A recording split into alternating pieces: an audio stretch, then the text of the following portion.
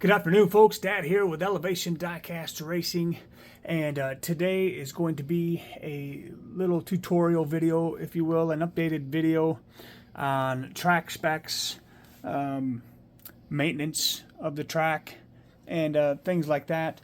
I elected to begin the video when it is about 55 here in the garage, and the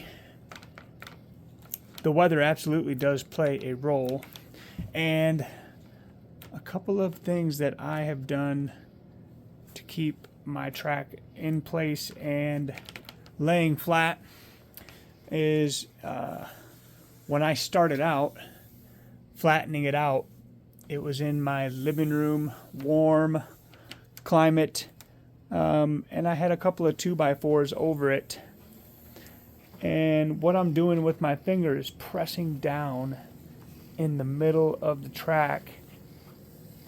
And if you have a hair dryer, doing this process will help flatten it out much faster. And I've had to reposition this track a few times, which is why there are holes in it.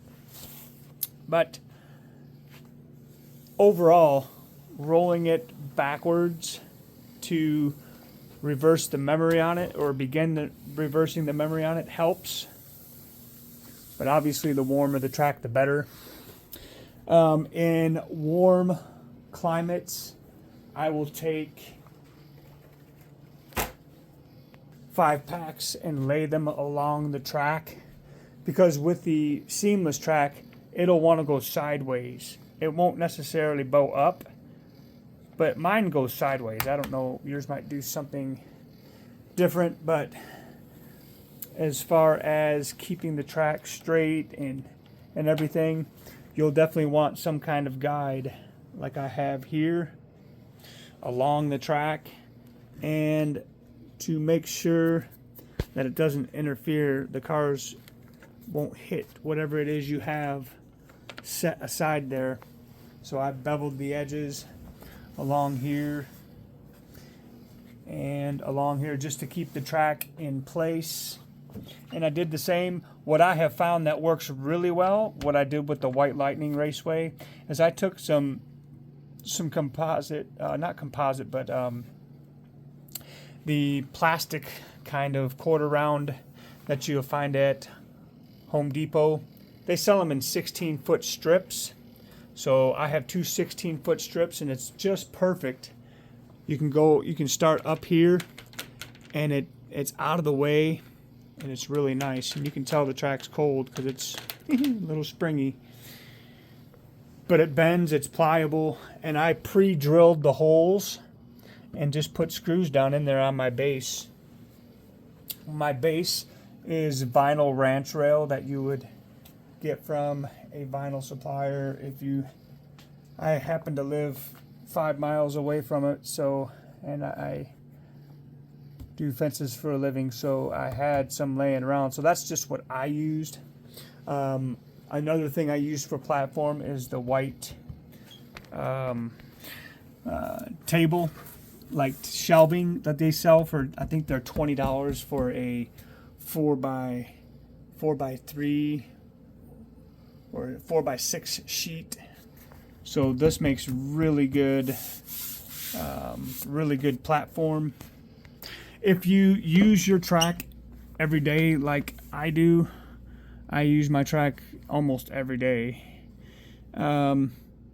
This is, to me, this is dirty, and that's just after a day of running a couple, running a race. So you definitely want to maintain the track, and I condition this track, I maintain it, and I'll show you what I use. So there are a number of products that I use to maintain the track and to keep it clean. Q-tips are really good for the edges. Okay, I start with a fragrance-free baby wipe.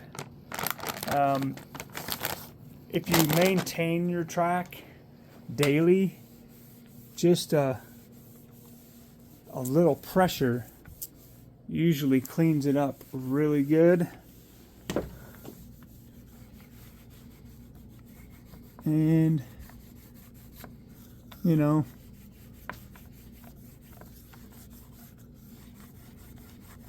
but for what doesn't come out, you see there that some of it just does not want to come out, and that's okay.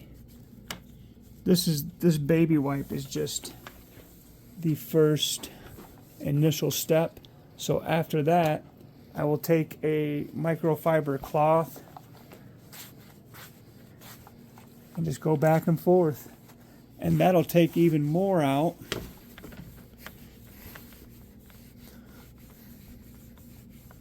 And it's easier if you have the gate down.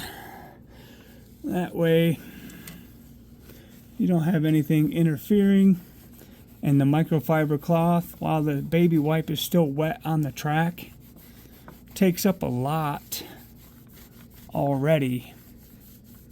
So that is already looking a whole lot better. So I make sure it's nice and dry. And then, you know, if it's, you want to feel if it's smooth. If it's still smooth, take this really fine, soft, nice soft, just kind of buff it, so to speak, and it makes it even smoother. And the cars like a smooth track. I mean, the better you improve track conditions, the faster your cars will go. And that's what you want. You want to see them go fast, you know. So in the event also that you are just touching up, I also use screen wipes. And this helps with the shine and maintenance. You get these over at Office Depot. They're a little on the pricey side at 20 bucks a bottle, but again, it's not the only thing I use. And another thing I will use is Meguiar's leather wipes. So we'll take some of the leather wipe, and I don't use these every time, but what these leather wipes will do is these will get some of the stain out too of the graphite, and it'll help. You know, you see extra coming up there from the graphite, and then you just wipe it down. You know, you take a Q-tip for your edges that you get in between the track, on the edges there where the graphite likes to stick, and you just, you know, it takes a little time, but it's worth it. I mean, you made the investment this far to have a seamless track, and so you might as well take care of it, because that way it'll last you a while, a good long while. And it's just, when you have other people sending their cars to your track, they want to race on a clean surface. So those are some of the things that I do to maintain my track.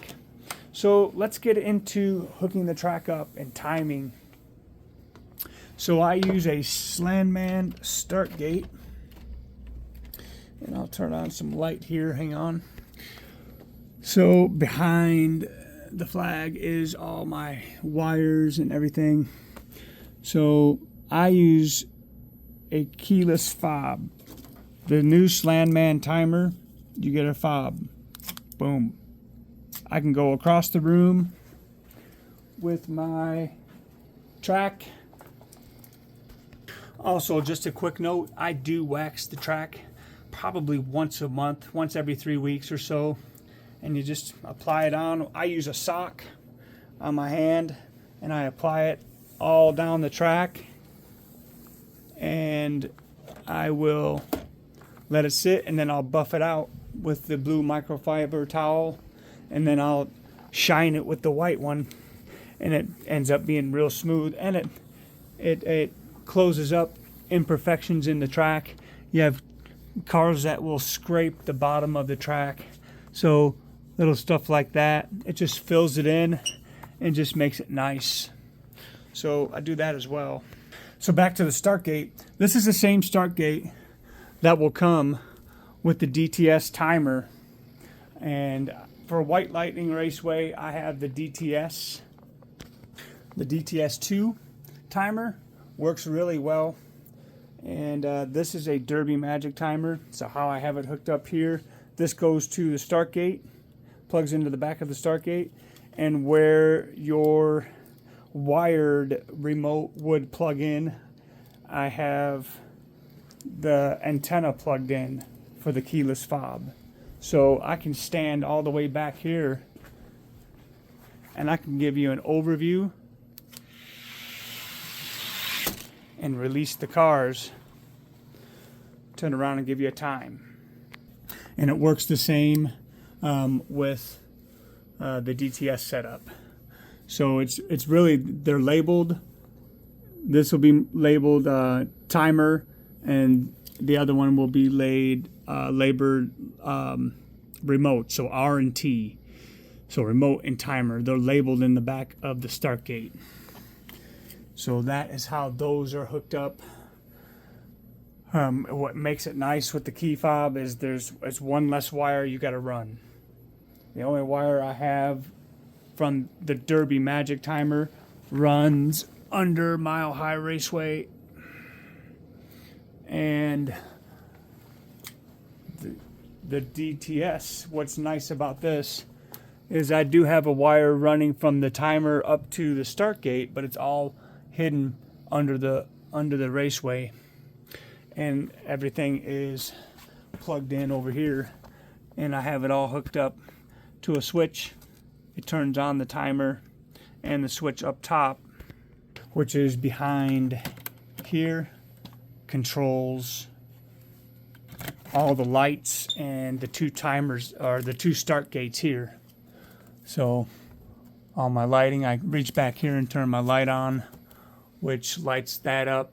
You can see it up there. I need to pin it back to the ceiling, but offers light there, and that's basically it. So I hope that answers any questions. As far as height goes, Mile High Raceway is 33.5 inches at the start gate to the flats, and it rolls 8 foot 8 inches down to the flats. So you can see it is a very gradual angle going down, and it is, both tracks are 20 foot 7 inches long. They're exactly 1/4 mile 1/64 scale. At least that's what I gather. So that's what I have them both at. My White Lightning Raceway is a 28-inch deck, 28 with an 8 foot 8. It's got the same gradual drop because it's on the same platform as Mile High is the ranch rail. So they have a nice, but I lowered the deck so it doesn't have that much of a height, so the times aren't faster. They aren't as fast as Mile High, but this track is strictly for Johnny Lightning. So I hope that answers all the questions. If you have any questions, man, feel free, leave a comment, suggestions. I'm always looking to improve, so I'm always looking to improve conditions. And I think the last question I can possibly answer is, how do I get my track to be even on the lanes? It's really by fluke. the best thing I can suggest is make sure it's level everywhere you can go. Make sure it's level. When I screwed these down to the platform, I made sure it was level as I could get it. And I made sure the lanes were as level as I could get it. So 2092, and then you do the best you can. And sometimes the temperature, as it's warming up in here, 57, the warmer it'll get, the better your track's gonna run. 2095. So it's a continual work to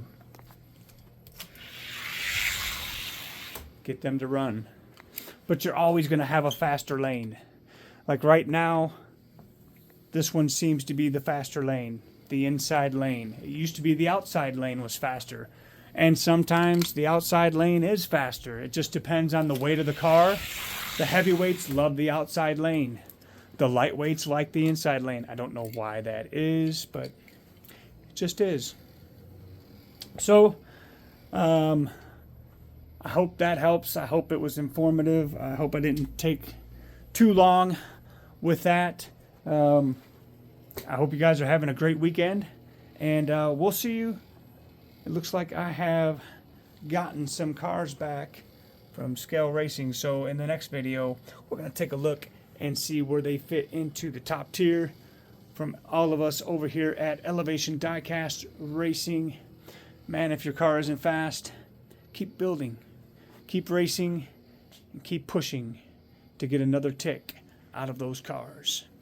See ya.